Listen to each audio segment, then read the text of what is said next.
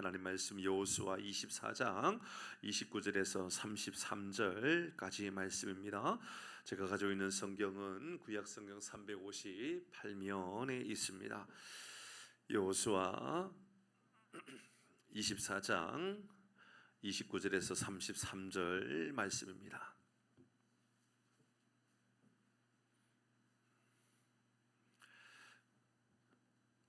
교독에서 읽겠습니다. 이 일 후에 여호와의 종 눈의 아들 여호수아가 110세에 죽음에 그들이 그의 경내에 딥낫세라에 장사되었으니 딥낫세라는 에브라임 산지 가스산. 이스라엘이 여호수아가 사는 날 동안과 여호수아 뒤에 생존한 장로들 곧 여호와께서 이스라엘을 위하여 행하신 모든 일을 아는 자들이 사는 날 동안 여호와를 섬겼더라. 또 이스라엘 자손이 애굽에서 가져온 요셉의 뼈를 세겜에 장사하였으니 이것은 세겜의 아버지 하몰의 자손들에게서 산 밭이라.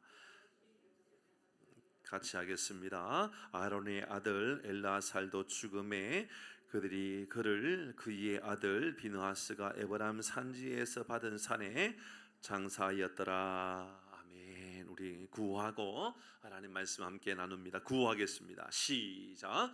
하나님이 우리와 함께 하십니다. 그래서 우리는 잘 되고 있습니다. 할렐루야. 아멘. 오늘 여호수아 강의 69번째네요. 24장의 말씀을 69번째 하고 있습니다. 오늘 말씀을 묵상하다가 다음 주까지 또 하게 되겠구나라는 생각이 좀 들었습니다. 오늘 나눌 말씀이 너무 우리에게도 귀한 말씀인 것 같습니다. 지난주의 말씀을 다시 한번 더 좀 점검하도록 합니다.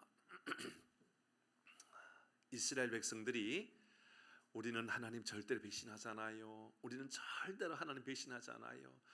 어떤 일이 있어도 하나님 떠나지 않아요. 전혀 안 떠나요. 근데 여호수아가 하는 말이, 여호수아는 본인을 향하여서 나와 내 집은 오직 여호와만 섬기겠노라 라고 말하면서 너희들도 그러해라. 너희들도 그러해라. 그러니까 너희들도 그러하라고 한 이야기에 대해서 이스라엘 백성들이 우리도 하나님만 섬기겠습니다. 그렇게 말을 했는데 여호수아가 아니야, 너희들은 배반할 거야, 이런 말을 하는 겁니다. 아니야, 너희들은 배반할 거야. 아닙니다, 우리는 하나님 절대로 배반 안 합니다. 아니야, 너희들 배반할 거라니까. 아니요, 우리는 배반하지 않아요. 아니야, 너희들 배반해. 그런 이야기를 계속 하는 거예요. 반복해서 4번이나. 그리고 나서 이 시딤에 큰 돌을 세우죠. 큰 돌을 세우면서 자, 이 돌들도 너희들이 맹세한 것을 다 듣고 있다. 돌이 들을 수 있습니까? 돌 못 듣지요. 근데도 돌까지도 들으니까 너희들 맹세한 거 지켜.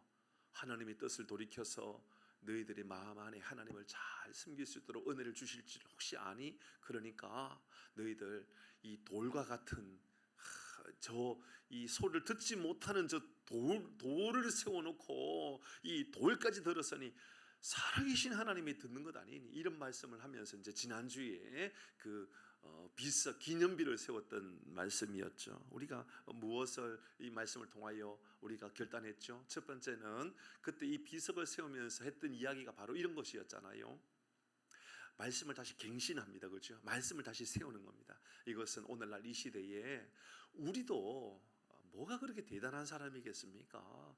여러분, 우리도 여호수아에게 다짐했던 이스라엘 백성들처럼 우리도요 하나님을 절대로 배반 안 합니다. 절대로 하나님 떠나지 않아요. 떠나지 않아요. 안 떠난다니까요. 그렇게 말을 해도 우리가 연약하기 때문에 우리의 마음도 배신할 수 있는 연약한 마음이 있을 수 있다라는 겁니다. 우리도 그럴 수 있는 가능성이 있습니다. 여러분, 이것을 이겨낼 수 있는 방법은요, 매일같이 끊임없이 삶의 말씀을, 하나님 내게 주신 말씀을 갱신해 가는 겁니다. 말씀을 묵상해 가는 겁니다.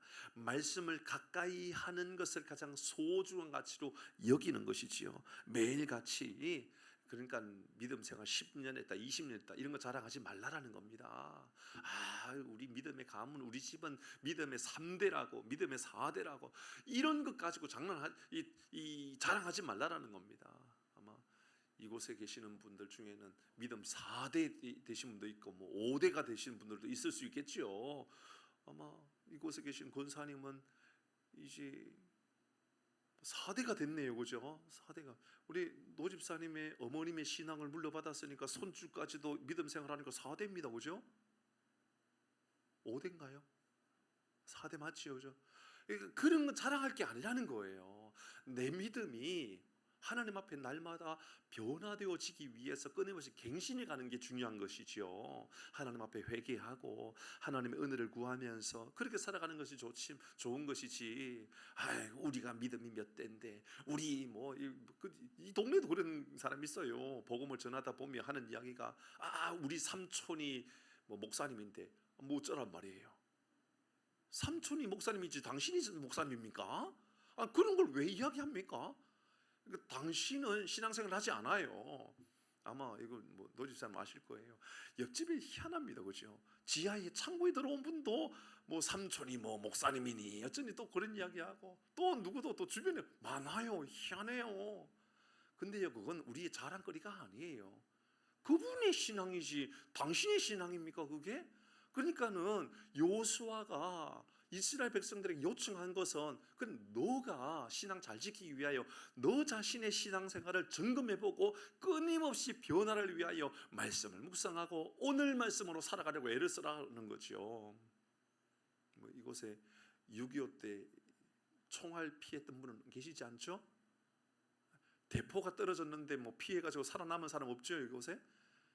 지진이란다. 지뢰를 밟았는데 살아남은 분 이런 분 계시는 거 아니잖아요, 그죠?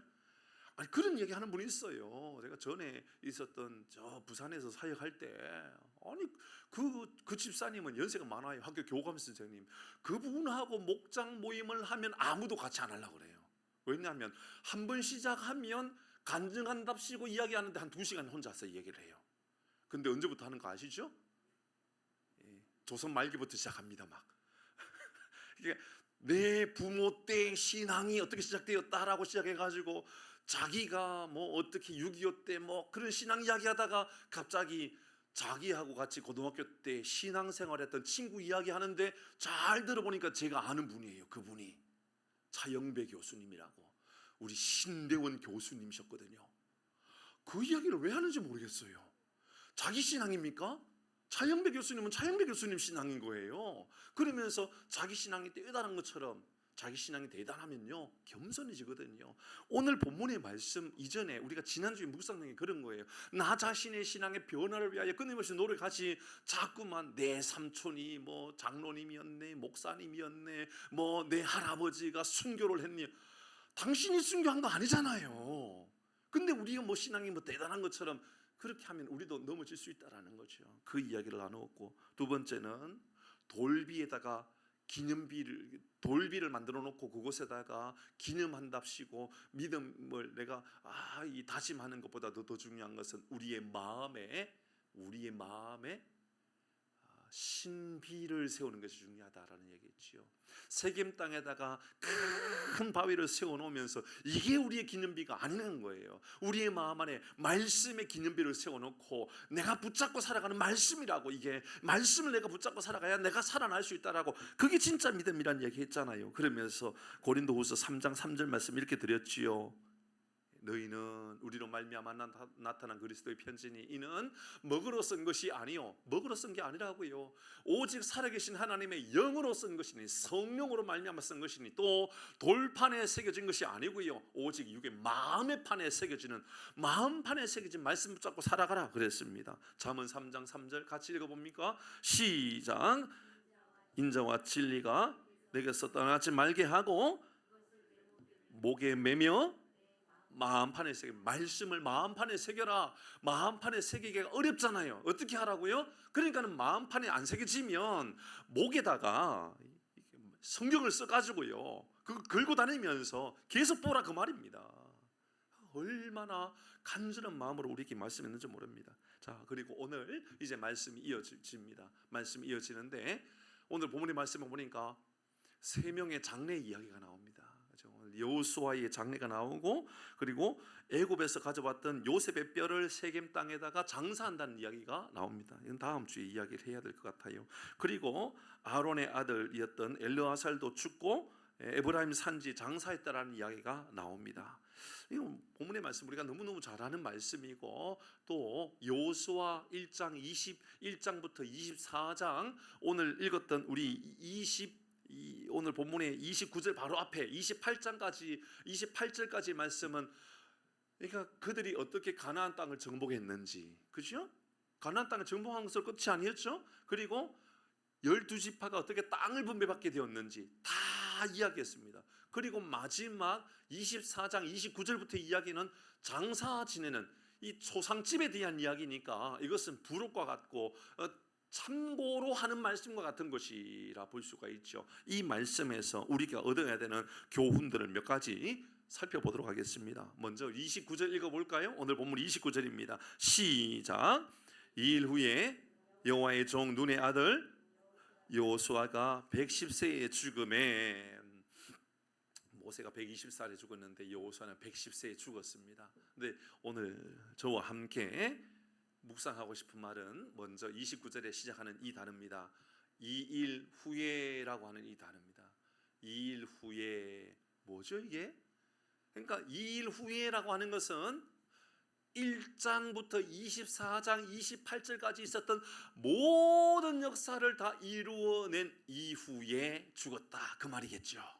맞죠, 그죠? 가나안 땅을 정복하고 땅을 분배 다 끝내고 그리고 나서 죽게 되었다, 이 말입니다. 주어진 사명을 다 감당한 이후에 눈을 감았다, 그 말이겠죠. 이게 많은 사람들이 호상이라는 말을, 이제 초상집에 가면 호상이다 뭐 이런 말을 쓰죠. 근데 대부분 호상이라는 말을 쓸 때는 무병장수하고 난 이 삶을 살았다, 무병장수하고 죽었던 사람, 특별히 죽을 때에 편안하게 잠자는 것처럼 돌아가시면 호상이다, 이렇게 일반적으로 말합니다. 근데 제가 장례식장에서도 여러 번 말씀을 나누었던 것처럼 세상에 호상이 어디 있습니까? 그지요? 죽으면 다 안타까운 일입니다. 여러분, 편안하게 죽어도 결국은 가족들 입장에서는 슬픈 일이에요. 이경순 비권사님 아버님 연세가 97. 오늘 당장 돌아가신다 그래도 이상하지 않아요. 97세면, 그죠? 그런데 아마도 지금 볼 때는 여호수아만큼 사시지 않을까 싶은데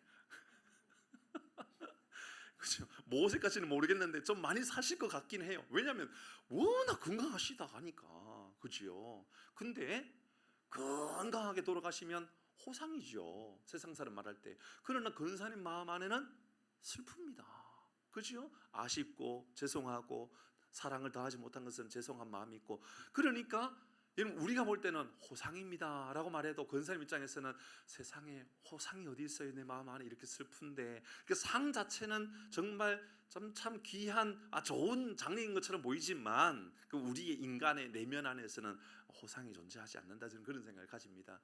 그런데요, 믿음의 삶을 살아가는 우리 그리스도인에게 있어서의 진짜 호상이라고 하는 것을 따져본다면, 진짜 호상이라는 것을 따져본다면 그 호상이 뭘까요?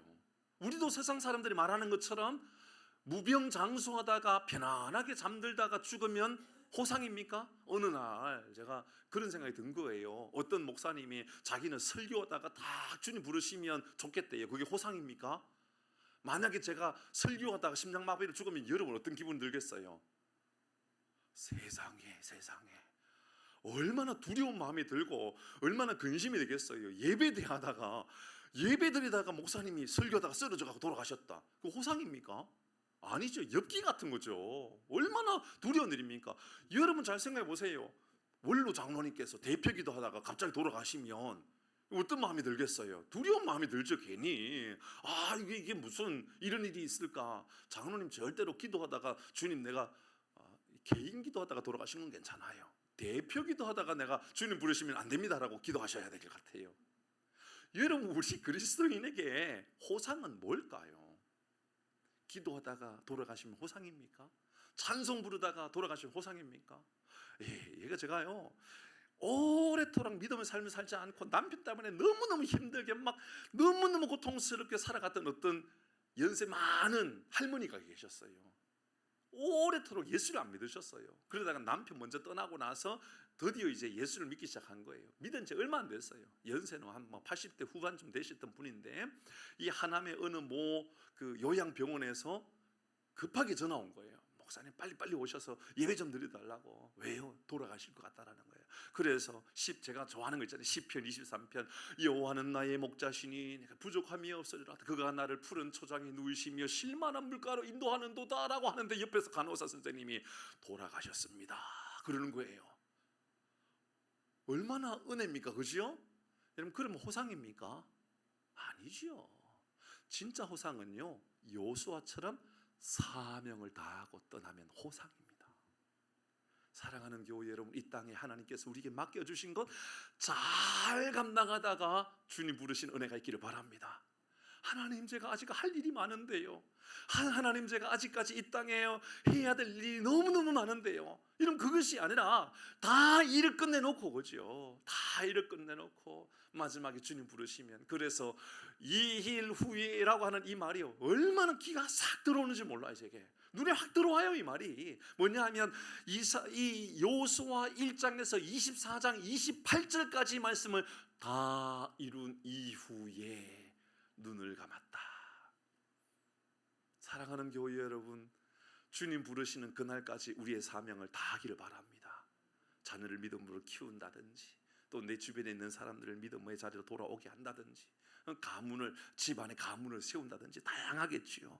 그래서 디모데후서 4장 7절과 8절 같이 읽어봅니다. 시작. 나는 선한 싸움을 싸우고 나의 달려갈 길을 마치고 믿음을 지켰으니 8절 이제후로는 나를 위하여 이해되었습니다. 이제후로는 마지막 주님 부르시는 그날 의의 면류관이 예비가 되었다. 이게 호상이에요. 믿음의 사람들은 마지막 부르시는 그날, 야 내가 잘 이루었구나, 야 잘 이루었구나, 얼마나 멋있습니까? 조금 전에 우리가 찬송가 240장을 바꾸어서 불렀어요. 주가 맡긴 모든 역사 힘을 다해 마치고, 이게 호상이라니까요. 이게 밝고 밝은 그 아침을 맞을 때, 주님 나라 갔을 때 요단강을 건너가서 주의 손을 붙잡고 기쁨으로 주의 얼굴 배우리. 언제요? 나 할 일 다 하고 내 할 일 맡겨주신 일들 잘 감당하고 주님 부르시면 얼마나 좋을까요? 사랑하는 성도 여러분, 주님 부르시는 그날 오기 전까지 원로 장로님 아들 주님께로 돌아오기를 바랍니다. 사명 다 해야 돼요. 그렇죠? 이거는 우리 모든 원로 장로님뿐만 아닙니다. 우리 모두를 향하여서 요수아의 마지막 죽음 앞에 우리에게 이 일 후에라는 말은요 가장 우리에게 가슴을 치게 하는 말입니다. 이 일 후에 주님 나를 불러주십시오. 지금이 아니고요. 주님, 어떨 땐 그럴 때가 있다니까요. 저도요, 그 건강한 마음은 아닌 거 전에도 말씀드렸잖아요. 건강한 마음, 너무 피곤하고 너무 몸이 육신적으로 너무 힘들면 하나님 나를 빨리 불러주시면 좋겠는데, 이 마음은 좋은 마음이 아니라 그랬어요. 왜냐하면 무책임한 말이잖아요. 아직 사명도 덜 했는데 피곤하니까 하는 말이죠. 어쩌면 우리가 사명을 다하고 너무너무 신나게 주님 기뻐하시는 일들을 왜 열심히 살아가는 그 어느 날 하나님의 나라가 보여지면서 지금이라도 당장 천국 가고 싶다, 그게 어쩌면 더 훨씬 우리에게 중요한 마음이었는지도 모릅니다. 사랑하는 성도 여러분, 힘들고 피곤하고 지쳐가지고 주님 나라 빨리 가고 싶다가 아니라 사명을 다한 이후에 나를 불러주십시오, 믿음으로 이렇게 고백하는 은혜가 우리 가운데 임하기를 주의 이름으로 축복합니다. 두 번째는요, 이 여호수아의 죽음 앞에 우리가 묵상하게 되는 아주 중요한 것, 여호수아는 끝까지 그는 여전히 여호와의 종으로 존재하는 사람이었습니다. 저는 이 말씀을 묵상하면서 여호수아를 다시 한번 더 전반적인 것을 한번 생각해 보았습니다. 여호수아 1장 1절 말씀은, 여러분 여호수아의 시작은 이렇게 시작합니다. 오늘 마지막에 여호수아의 죽음이 임하기 전에 먼저 여호수아 1장 1절은 어떻게 시작했는가 같이 읽어볼까요? 시작. 여호와의 종 모세가, 잠깐만요, 여호와의 종 누구라고요? 모세는 누구의 종이라고요? 여호와의 종이라고 말하고 있습니다. 죽은 후에 이제 모세가 죽었습니다. 그리고 오늘 여호수아 마지막 24장 끝에는 여호수아도 죽었습니다. 그죠? 여호수아 1장에서 모세가 죽었고 마지막 24장에는 이제 여호수아가 죽는 장면입니다.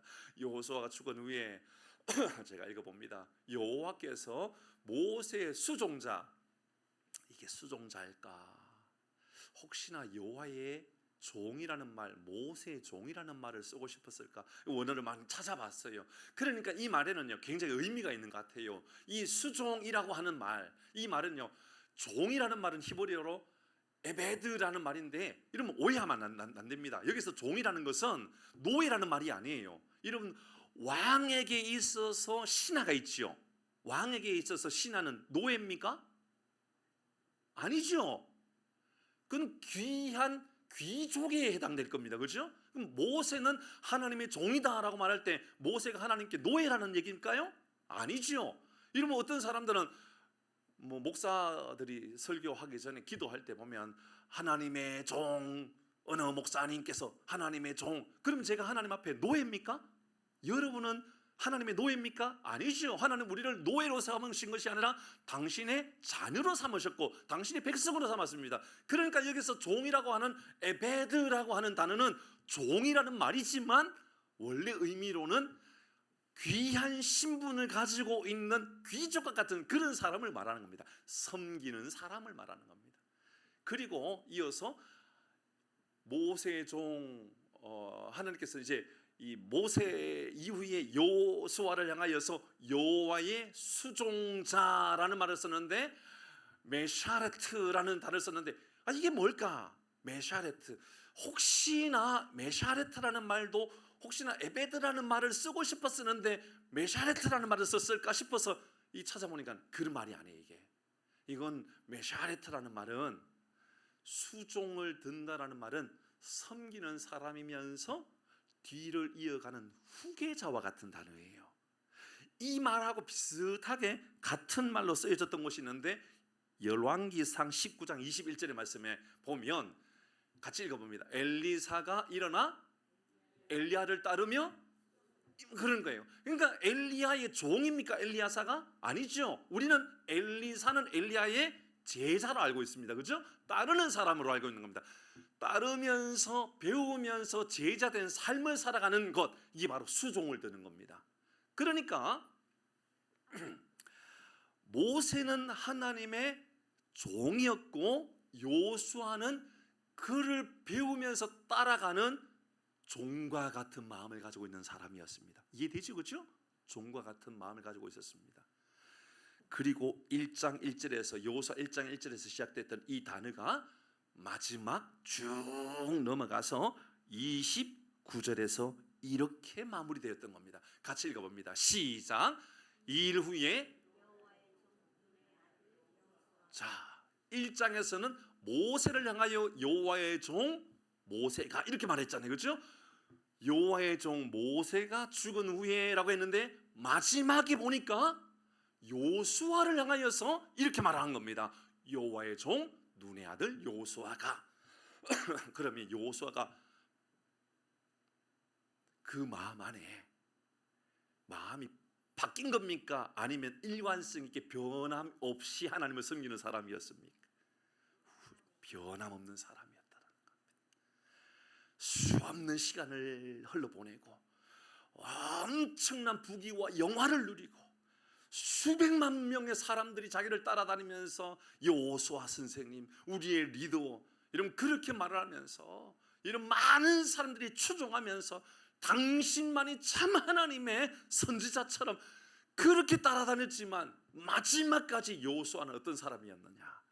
변함없이 그의 마음 안에 나는 여전히 하나님 앞에 섬기는 사람이요, 나는 여전히 하나님 앞에 변함없이 그 마음을 가지고 내가 섬기는 사람으로 살겠다라는 믿음의 고백을 가졌던 겁니다. 그러니까 여호수아 그 다음 이어지는 말씀이 사사기잖아요. 그죠? 사사기의 말씀에 보니까 기가 막힙니다. 2장 8절 말씀에 보니까 이렇게 이어갑니다. 여호와의 종 눈의 아들 여호수아가 110세의 죽음에 똑같은 말을 다시 사용하고 있습니다. 변하지 않았다라는 거죠.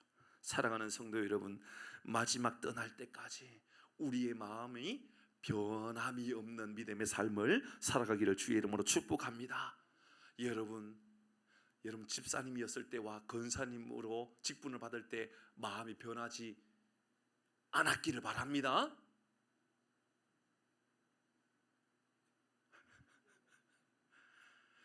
우리 장로님에게 묻는 것이 아니고요, 장로님들에게도 마찬가지입니다. 집사님 때나 장로님 때나 변함이 없기를 바랍니다. 저도 마찬가지입니다. 제가 목회 시작할 때나 목회 은퇴할 때나 변함이 없는 마음을 가지는 것이 여호수아의 죽음 앞에 우리가 받아들여야 될 교훈입니다. 만약 훗날 우리 교회가 훨씬 더 많이 성장해가지고 몇백 명, 몇천 명 되는 교회가 몇천 명은 제가 그렇게 쓰지만 제가 원하지 않으니까 몇천 명 되기 전에 다 뿔뿔이 흩어지십시오 막 나눠버릴 거니까는 그런 일은 없겠지만 어쨌든 간에 그렇다 할지라도 제 마음 안에는 제가 어깨가 막 어깨봉이 막 머리만큼 높아지고 이런 일이 없기를 바란다 그 말입니다. 저도 그래야 된다라는 거죠. 오늘날 유명세를 타고 있는 목사님들에게도 이 말씀은 동일하게 적용되어져야 됩니다. 어떤 분이 이렇게 말합니다. 한국 교회의 치명적인 약점은 한국 교회에 한국 사회에 유명한 목사님들이 너무 많다 이렇게 말을 합니다. 왜 목사님들이 유명해져야 되지요? 여호와의 종 모세가 처음부터 여호와의 종 모세가 죽은 후에 여호수아도 여전히 그런 삶을 살아가겠다고 수종자로 제자로 그렇게 살았던 그가 24장 마지막까지 여호와의 종으로 남았고 사사기에 넘어가서도 여전히 여호와의 종으로 남았고 변함없는 신앙의 모습들이 우리 가운데 있어서 여러분 우리 모든 성도들이 함께 그렇게 세워지면 얼마나 좋을까요? 제가 하남에 있는 어느 모 교회에서 오래도록 이 부목사로 있다가 담임으로 왔잖아요.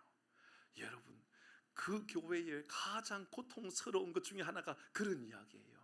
어떤 모 장로님의 이야기하면서요, 젊은 청년들이라든지 젊은 권사님들이 조금 젊은 권사님들이 하는 이야기예요. 옛날에 저 장로님들이 저러지 않았다고, 저 장로님이 얼마나 겸손했는지 모른다고. 장로님 되기 전까지는 항상 고개도 숙여지고 항상 교회에서 기도의 자리도 지키고, 그런데 어느 날 장로님 되고 나서 왜 저렇게 목이 뻣뻣해졌는지 모르겠다고. 왜 괜히 정치인 생각이 나는지 모르겠네요. 정치인들도 정치 막 입문할 때는 아시지요? 저 황산 사거리에서 90도 인사합니다. 90도 인사, 그죠? 90도 인사하다가 어느 순간부터 다 이제 국회의원 되고 나면은 모든 왕좌를 다 누리고 있는 것처럼, 그죠? 모든 권세를 다 누리고 있는 것처럼. 여러분 여호수아가 누리려고 그러면요, 왕으로 자기가 이런 높임을 받을 수 있는 사람이었습니다. 이런 많은 사람들이요 여호수아의 말이라면 하나님의 말씀으로 들었단 말입니다. 그런데요 처음부터 끝까지 일관성을 가지고 변하지 않았다라는 겁니다. 살아가는 성도 여러분, 우리도 주님 부르시는 그날까지 변함없이 겸손하고 변함없이 기도하고 변함없이 주의 은혜로 살아가는 복이 우리 가운데 임하기를 주의 이름으로 축복합니다. 정말 그랬으면 좋겠습니다. 마지막으로 한 가지만 더 묵상하고 싶은데, 이 마지막 묵상은 제 마음을 너무 힘들게 하고 너무 안타깝고 고통스럽게 합니다. 31절의 말씀입니다. 31절 같이 읽어봅니다. 여러분 천천히 읽어야 되고요, 이 말씀을 읽으면서 어떤 뉘앙스가 어떻게 느껴지는지를 여러분 느껴야 됩니다. 31절입니다. 이 말씀을 대하면서 이게 어떤 뉘앙스인가 잘 읽어보시길 바랍니다. 같이 읽습니다. 천천히 합니다. 시작. 이스라엘이 여호수아가 사는 날 동안과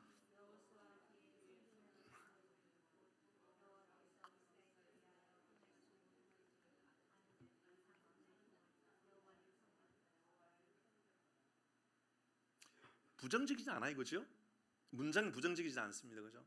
그렇다고 엄청나게 긍정적이지도 않아요. 이 문장이 그냥 사실 그대로를 표현하고 있는 것뿐입니다. 이스라엘이 여호수아가 사는 날 동안과 여호수아 뒤에 생존한 장로들 곧 여호와께서 이스라엘을 위하여 행하신 모든 일을 아는 자들이 사는 날 동안 여호와를 섬겼다.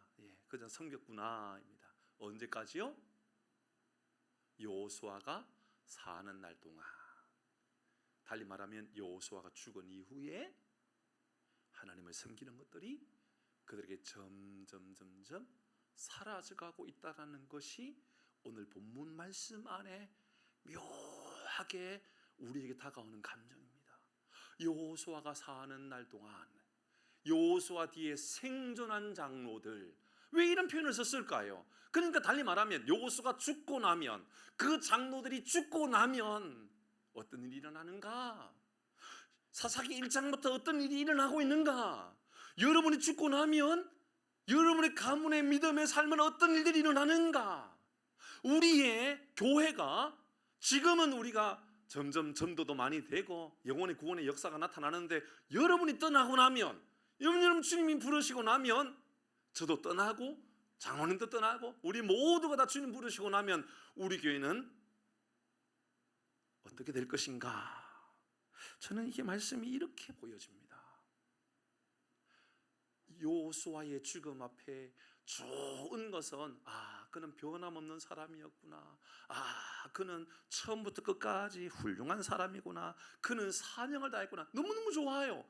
그런데요, 너무너무 안타까운 그 한 가지, 여호수아가 사는 날 동안은 괜찮았는데, 장로들이 생존할 때까지는 괜찮았는데, 그 이후에 다음 세대를 이어갈 리더십을 세우지 못했다라고 하는 것으로 들려지는 것이죠. 뒤에 앞으로 어떻게 되어질 것인가에 대하여서 여러분, 우리가 조금은 그래도 이 뉘앙스를 좀 느낄 수 있다, 그 말입니다. 아시는 것처럼 사사기에 넘어가면 다음 세대는 하나님을 멀리해버리는 세대가 되어버립니다. 그들은 전쟁을 모르는 세대입니다.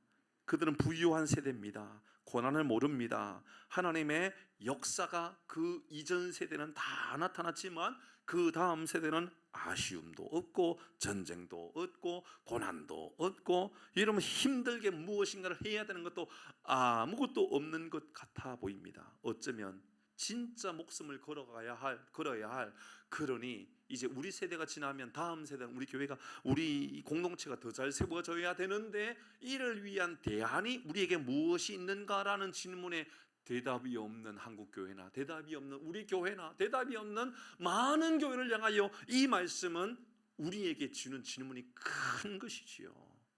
더 이상 하나님을 찾지 않는 백성이었다. 더 이상 하나님 앞에 예배하지 않는 백성이었다. 더 이상 하나님의 도우심을 필요로 하지 않는 백성이었다. 이 말을 31절 이 말 안에 뭔가를 좀 숨기고 있는 것처럼 저에게는 다가오더라는 겁니다. 이게 한국교회 현실이라 말해도 틀림이 없어 보입니다. 100여 년 전 한국의 선교사님들이 들어왔을 때에 피로 세워졌던 교회입니다. 선교사님들은 죽음을 불사하고 한국의 교회를 세웠습니다. 그들이 처형을 당하고 그들이 엄청난 고난을 당해도 그래도 교회의 부흥을 위하여 눈물로 학교를 세우고 병원을 세우고 과원을 세우고 이화여대를 세우고 숭실 학교를 세우고, 그죠? 여러분 연세대를 세우고 얼마나 많은 학교를 세웠습니까? 이런 어떤 사람들은 한국의 대학교의 3분의 1 이상은 선교사님들로 인하여 세워진 학교가 아니냐, 이렇게 이야기하는 사람들이 있을 정도로 정말 많은 학교와 병원과 여러분 그 고아원과 복지시설, 이것은 제가 주워 들은 이야기가 아니고요. 제가 이 어떤 교육을 위하여 이제 이 총신에서 교육을 받을 때였었는데, 그건 노인 교육과 관련돼 있는 복지 교육과 관련돼 있는 것이었습니다. 자격증 때문에 수업을 쭉 듣고 있는데 그 교수님이 청와대 직속 기관에 소속되어 있는 분이었어요. 그 교수님이 연구 기관이었고 또 이제 청와대를 도와주기 위한 오래된 이야기입니다. 였는데 너무 한국 사회에 안 좋은 이야기를 자꾸 매스컴이 많이 하니까 그분이 그런 얘기했다는 거예요. 청와대에 정말 한국 교회가 이렇게 모났고 정말 한국 교회가 이렇게 요거도 먹어야 될 일이 많습니까? 그러면 한국에서 복지 부분에 교회가 빠져나와도 됩니까? 라고 하니까 하는 이야기입니다. 정부기관에서 한국의 복지의 70%가 개신교회가 감당하고 있답니다. 우리가 오른손이 하는 건 왼손 모르게 하겠다라는 이름으로 우리가 하지 않고 있는 것이지요. 이러면 한국의 어린이집, 유치원 시작도 대부분 교회로부터 시작한 거 아시지요? 선교원 뭐 이런 이름으로, 그지요? 다 그렇게 세웠던 겁니다. 근데 어느 순간부터 한국 사회에 점점 희미하게 이런 교육들 어려워지기 시작하고 있습니다. 자, 한번 점검해 보십시다. 선교사님들 그렇게 들어와가지고 한국에 피로 교회를 세웠습니다. 그죠? 예수님의 십자가의 그 보혈의 피를 내 피라고 여기고 내가 이 한국의 교회를 세우겠다고 이런 그렇게 말했던 그들, 이러면 일제강점기를 지나고 6.25를 지나면서 한국에는 엄청난 부흥의 역사들이 일어납니다. 그죠? 이 한국 땅에 얼마나 부흥의 역사가 일어납니까? 여러분 상상할 수 없을 만큼 부흥의 역사가 나타나죠. 여러분 혹시 여기가 어딘지 아십니까? 사진 하나 보여드릴까요? 예, 여기가 어디죠? 예, 순복음 교회 출신이어서 우리 집사님은 잘 아시는 건가?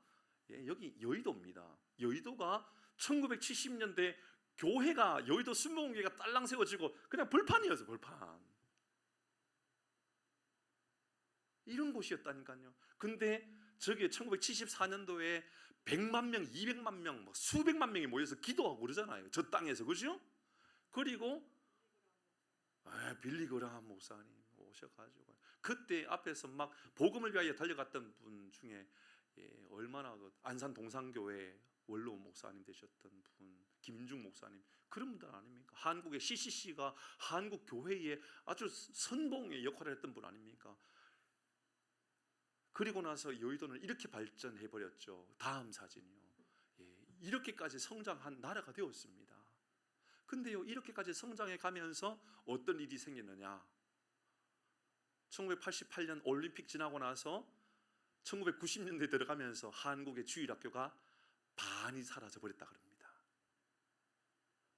한국에 엄청난 경제적 발전이 이루어졌는데 주일학교 아이들은 반은 떨어져 나갔다 그럽니다.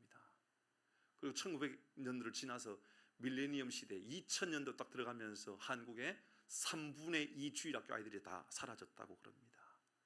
지금 이제 한국 교회에 주일학교 없는 교회가 주일학교 있는 교회보다도 없는 교회가 훨씬 더 많은 시대가 되어버렸습니다. 예전에는 교회를 개척하면 주일학교부터 먼저 부흥시켜서 교회를 세우겠다라고 했던 경우들도 얼마나 많이 있는지 모릅니다. 이제 우리에게 질문을 던져야 되죠. 우리는 대안이 있습니까? 우리 교회는 우리 교회의 재정 삶을 살아가고 또 인적인 우리가 지원을 해가면서 다음 세대를 위하여, 그리고 다음 세대라고 하는 것은 꼭 주일학교만 말하는 것이 아니죠, 그렇죠? 우리 교회의 젊은 세대를 위하여, 세대 교체를 위하여 우리는 어떤 노력들, 준비들을 해가고 있나요? 우리는 어떤 훈련들을 해가고 있나요? 여러분 그 훈련에 어떻게 동참하고 있나요? 요수아가 얼마나 아름답고 얼마나 위대했는지 모릅니다. 그런데 단 한 가지 아쉬움은 그는 후계자를 세우지 못했습니다. 그는 가나안 땅에 들어와 가지고 가나안 땅에서 땅을 분배하고 그 땅을 지키기 위하여 목숨을 다하여서 열심히 사명을 감당했지만 한 가지, 다음 세대를 위한 준비를 못했다라는 것. 이것은 우리에게 오늘날 이 시대의 한국 교회에, 그리고 여러분의 가정에, 우리 가정에 앞으로 어떻게 나가야 할 방향성을 세워가야 할 것인가, 여러분 저를 통하여 또 우리 모두를 통하여서 함께 고민하고 건강한 교회, 건강한 한국 사회가 세워질 수 있기를 주의 이름으로 축복합니다. 세 가지 나누었습니다. 아름다운 죽음은 사명을 다하는 죽음이다. 처음부터 끝까지 변함없는 삶을 살아가라. 마지막입니다. 가장 안타까운 거, 다음 세대, 미래의 세대를 준비하지 않는다면 우리에게도 여전히 소망은 없다. 사랑하는 교회 여러분, 다음을 위하여, 세대 교체를 위하여 더 투자하고 더 기도하고 더 충성된 성도로 세워지는 은혜가 우리 가운데 임하기를 주의 이름으로 축복합니다.